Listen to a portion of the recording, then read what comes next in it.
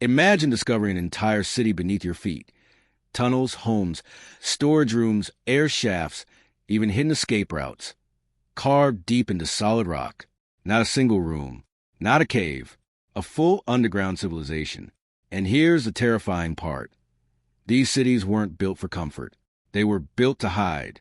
Follow Mystery of the Ancients and stay with me, because what you're about to hear will change how you see what's beneath your feet. Beneath the rolling landscapes of central Anatolia lies a hidden world that once sheltered thousands of people from something we still don't fully understand. In the region of Cappadocia, ancient engineers carved vast underground complexes into volcanic rock. One of the most astonishing is Derinkuyu Underground City, a multi-level subterranean city that descends deep into the earth. This wasn't a panicked bunker. It had ventilation shafts stretching to the surface, water wells that couldn't be poisoned from above, storage rooms for food, stables for animals, communal halls, chapels, and massive rolling stone doors designed to seal passages from intruders. Think about the effort required to create something like this with hand tools. Every tunnel had to be carved, smoothed, reinforced. Airflow had to be engineered so thousands of people could breathe underground for extended periods. Water had to be accessible even if the surface was hostile. These cities weren't meant for a night or two of hiding. They were built for survival over long periods of threat. That alone raises a chilling question. What kind of danger would push an entire population to live beneath the surface? Historians often suggest invasions as the reason. The region saw waves of conflict: Hittites, Persians, Romans, Byzantines, Arab raids. Hiding underground would protect people from armies sweeping across the land. But that explanation doesn't fully satisfy the scale of what was built. In Derinkuyu, some estimates suggest tens of thousands of people could shelter at once. Not just soldiers, families, animals, entire communities vanishing underground. The planning behind this feels less like short-term refuge and more like preparation for recurring catastrophe. And Derinkuyu wasn't alone. Nearby, Makli Underground City connects to other underground networks through long tunnels. This suggests a regional system of hidden cities, a network of subterranean refuges spanning miles. If one city fell, people could move underground to another. That level of coordination implies a long-term strategy passed down through generations. You don't just build something like this once. You maintain it. You expand it. You keep the knowledge alive because you expect to need it again. So, what were they hiding from? Raiding armies are one answer, but armies eventually move on. Underground cities like these were maintained for centuries. They weren't abandoned after one invasion. They were reused, expanded, reinforced. That suggests a repeating threat, something that came back again and again. Something people feared enough to invest massive labor into living underground. Some researchers point to religious persecution. Early Christians in the region used these underground cities to hide from Roman authorities. That explains some later usage.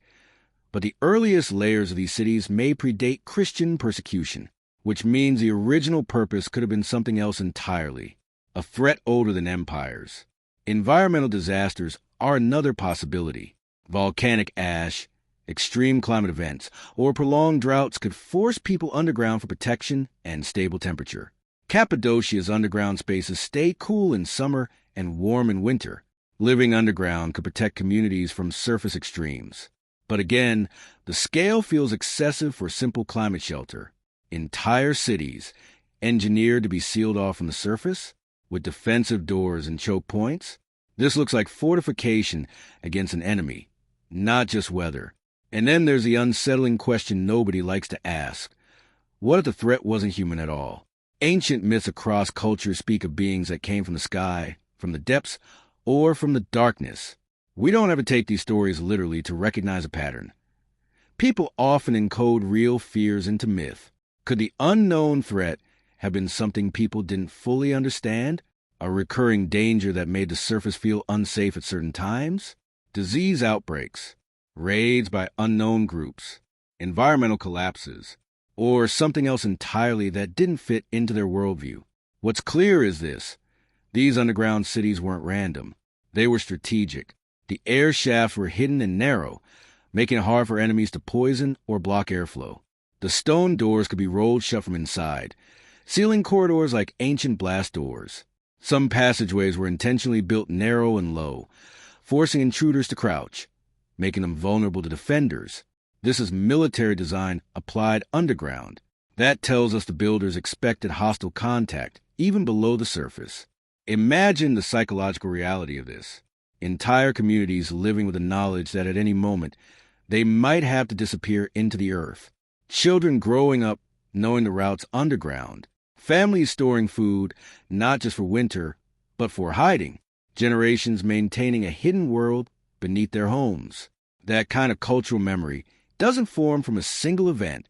It forms from repeated fear. And yet, above ground, life went on. People farmed, built homes, raised families.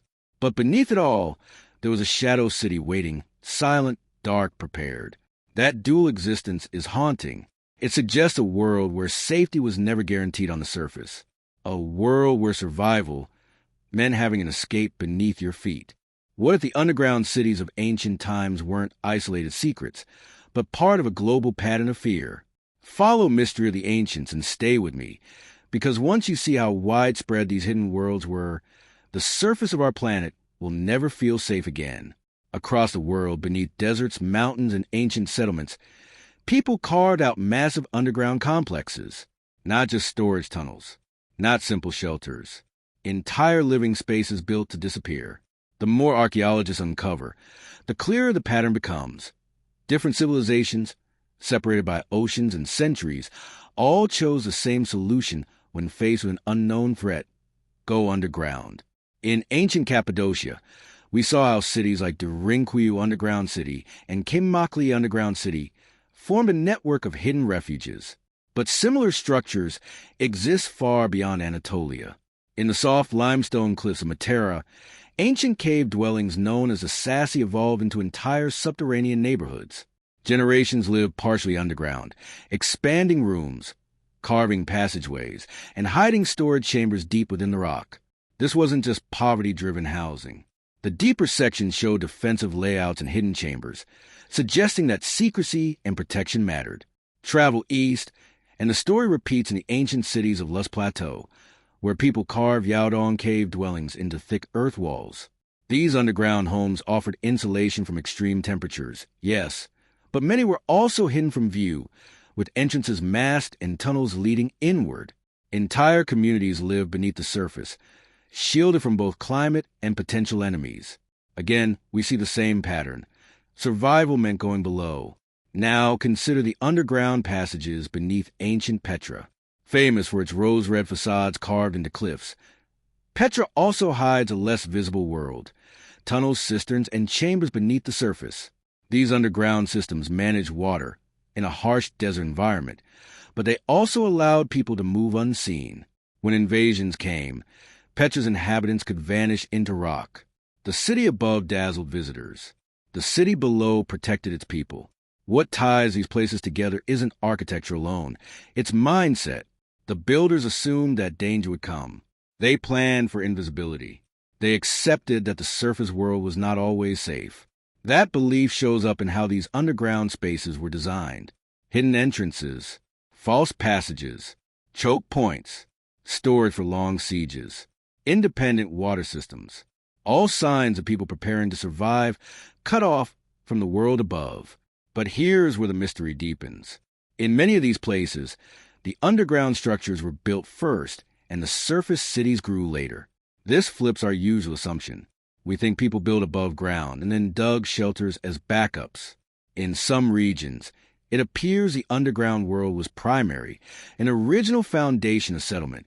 Why would early communities choose darkness over sunlight as their starting point? One unsettling possibility is that the surface environment was perceived as unstable or dangerous for long periods, not just because of war, but because of unpredictable events. Sudden raids, epidemics, extreme climate swings, or threats people couldn't explain. If danger comes without warning, hiding underground becomes the safest default. Over generations, that survival strategy becomes tradition. Ancient texts and oral traditions often speak of times when people went into the earth to survive destruction. Flood myths, fire from the sky, plagues, darkness covering the land. These stories exist in many cultures. We can read them as metaphor, but they may also preserve memories of real catastrophes that force people to seek refuge wherever they could. Underground cities could be physical echoes of those remembered disasters. What's fascinating is how similar the solutions are across cultures that never met. Ventilation shafts in Turkey, hidden wells in Jordan, tunnel networks in Italy, earth-carved homes in China. The engineering logic repeats. If the threat were only local, only specific invasions or local climate, why would the same architectural solutions emerge worldwide? Independent invention is possible, but the scale and similarity suggest a shared human response to recurring patterns of danger. And then there's the psychological layer. Living underground changes how society thinks about safety. The surface becomes temporary. The underground becomes a true home, the place you trust when the world turns hostile. Over time, that creates a culture of preparedness, secrecy, and retreat. You don't just live your life in the open. You always have an escape route beneath your feet. This makes us uncomfortable because we like to think of ancient people as optimistic builders of cities, temples, and monuments. But what if many of them were also builders of hiding places? What if beneath every great ancient civilization lies a forgotten architecture of fear? We've only uncovered a fraction of what exists underground. Modern cities are built over ancient ones. New roads cover old tunnels. Entire underground networks may still be sealed and lost beneath layers of history. Every time construction uncovers a hidden chamber, it hints at how much more remains buried. So the next time you walk across an ancient landscape, ask yourself this: what's beneath you? And why did someone think it was necessary to build a world there? What if some underground cities weren't just emergency shelters, but long-term sanctuaries built for a future people expected will be darker than the present? Follow Mystery of the Ancients and stay with me, because the clues left behind underground suggest these cities were meant to outlast whatever threatened the surface. Across ancient landscapes, tunnels stretch farther than survival alone would require. In the volcanic rock of Cappadocia, underground networks link multiple cities, including Derinkuyu Underground City and Kemakli Underground City. Some passages run for kilometers. This isn't just about hiding in one place. It's about mobility while hidden, moving entire communities beneath the surface without being seen above. That level of planning suggests a mindset of prolonged danger, not a single moment of crisis. When you map these tunnels, you start to see something disturbing. Routes that avoid major surface roads, paths that connect to hidden exits far from obvious settlements, and choke points placed where defenders could trap intruders underground. This is a shadow infrastructure, an invisible network mirroring the visible world above. It's like a second civilization running in parallel, designed to activate when the surface became unsafe. Similar underground mobility exists beneath parts of ancient Rome. The catacombs began as burial places, but the tunnel systems expanded into complex networks. While primarily funerary, they later served as hidden routes and refuges during times of persecution. The idea that a city could have a hidden circulatory system beneath it appears again and again. Above ground, life looked normal. Below ground, there were secret ways to move, hide, and survive unseen. What's eerie is how often these underground spaces include features meant for long-term living. Storage chambers sized for bulk grain, wine presses and oil storage, stables carved into rock, ventilation shafts engineered for constant airflow, wells dug deep enough to access water, even if surface wells were poisoned or blocked. These aren't panic rooms. They are long-duration survival systems. The builders anticipated being cut off from the surface for weeks, months, maybe longer. And yet, there's little written record explaining why. Ancient builders documented kings, wars, gods, and monuments, but not the true reason they prepared to disappear underground. This silence could be accidental, or it could be intentional. If a threat was too frightening, too strange, or too destabilizing to record openly, people might encode it into architecture instead of text. Stone remembers what words forget. Look at how entrances to underground cities were disguised. In Cappadocia, some entrances were hidden inside ordinary homes or stables. A family could lift a stone slab, vanish underground, and seal the world behind them. From the outside, nothing would look different. Imagine an enemy marching through a village that appears empty, unaware that thousands of people are alive beneath their feet. This is stealth on a civilizational scale. Now consider ancient stories about the people who went below. In multiple cultures, myths describe ancestors retreating underground to escape destruction, sometimes emerging generations later. These tales are often dismissed as symbolic. But what if they're cultural memories of times when people really did vanish into hidden cities to survive long cycles of danger? Over centuries, such events will become mythic, blurred by time, but rooted in real survival strategies. Another unsettling detail is how some underground complexes seem to have been designed with isolation in mind. Some chambers are sealed from others. Certain tunnels narrow into single-file passages that could be blocked from one side. This suggests not only defense against outsiders, but also internal containment. Why design spaces to isolate groups from each other underground? One possibility is disease control. If a plague spread, parts of the underground city could be sealed to protect others. That implies knowledge of contagion and long-term planning for invisible threats. When you step back and look at all this, a pattern emerges. Ancient civilizations didn't just build for prosperity. They built for collapse. They assumed the world could become hostile overnight, and they prepared not just to endure, but to continue life underground, almost as if they believed the surface world might not always be habitable. This raises a haunting possibility. What if these underground cities weren't just responses to human conflict or natural disasters, but preparations for rare, catastrophic events? Massive climate shifts, volcanic winters, periods of chaos recorded only faintly in legend, events so disruptive that survival required leaving the surface entirely. If such events occurred long before our recorded history, the memory of why these cities were built could have faded, leaving us with the structures but not the story. And here's the uncomfortable mirror. Modern society builds bunkers, underground shelters, and continuity of government facilities. We don't call it hiding from an unknown threat. We call it preparedness. But the mindset is the same. We sense that the surface world, for all its progress, is fragile. The ancient underground cities remind us that this fear is not new. It's a deep, human instinct to prepare for darkness. So maybe the real mystery isn't what ancient people were hiding from. Maybe the mystery is why we stopped building for survival underground, and whether we'll regret forgetting that lesson. Across continents, the underground tells a story the surface forgot. In Cappadocia, the deep levels of Derinkuyu underground city still hold the marks of hurried expansion.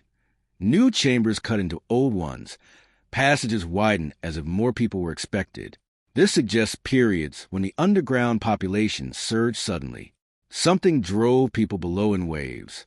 Not once, multiple times. Whatever the threat was, it returned. In places like Matera, layers of underground habitation show continuous occupation over centuries. People didn't just hide and leave. They adapted to underground life. Generations were born into stone-walled rooms lit by torchlight and oil lamps. Over time, the underground stopped being an emergency shelter and became a parallel civilization, one ready to receive people whenever the surface grew dangerous again. Now step back and look at the timing. Many underground expansions coincide with periods of instability in human history. Migrations, collapses of empires, unexplained population shifts. When surface civilizations fractured, the underground networks seemed to grow. It's as if every collapse left a deeper footprint beneath the earth. The surface remembers wars and fallen cities. The underground remembers fear. There's also something deeply symbolic about going underground. Humans associate the surface with life, light, and openness. The underground is darkness, secrecy, and survival mode. When a civilization invests heavily in underground life, it tells us their worldview included the expectation of prolonged darkness, literal or metaphorical. They weren't just optimistic builders of temples and monuments. They were also realists, preparing for the worst. And here's the part that should make us uncomfortable. We are doing the same thing today. Beneath modern capitals and mountainsides, governments and elites build hardened bunkers. Underground data centers store the memory of our civilization. Seed vaults preserve life in frozen caverns. We don't openly admit it, But our infrastructure quietly assumes that the surface world could become unsafe. We call it contingency planning. The ancients called it survival. So what was the unknown threat? The honest answer is we may never know in full. It could have been repeating cycles of invasion, waves of disease, environmental disasters, or rare catastrophic events that shattered entire regions and forced people underground for safety. Over thousands of years, the specific causes blurred, but the architecture remained. Stone preserves behavior long after stories fade. What matters isn't identifying a single monster or apocalypse. What matters is recognizing the pattern. When humans face uncertainty on the surface, they go underground. They build hidden worlds. They prepare to vanish. The underground cities of the past are proof that ancient people understood something about fragility, about how quickly the world above can turn hostile. So the next time you stand on solid ground, remember this. Beneath many ancient landscapes lies a second world built not for beauty, but for survival, a world carved by fear, foresight, and the refusal to disappear quietly. The underground cities are not just ruins. They are reminders that civilizations don't only fall. They retreat, hide, and endure in the shadows, waiting for the light to return. If you've reached this far, you didn't just watch a story. You walked through the shadows of forgotten civilizations. The underground cities of Cappadocia, the hidden networks beneath Rome, and the carved stone refuges of Matera remind us that humanity has always prepared for the moment the surface becomes unsafe. These weren't just shelters. They were survival blueprints. And the fact that so many cultures chose the same solution, disappear underground, tells us fear itself is universal. Follow Mystery of the Ancients. Share this series with one friend who loves hidden history, and comment beneath US if you think there are still secrets waiting below our feet.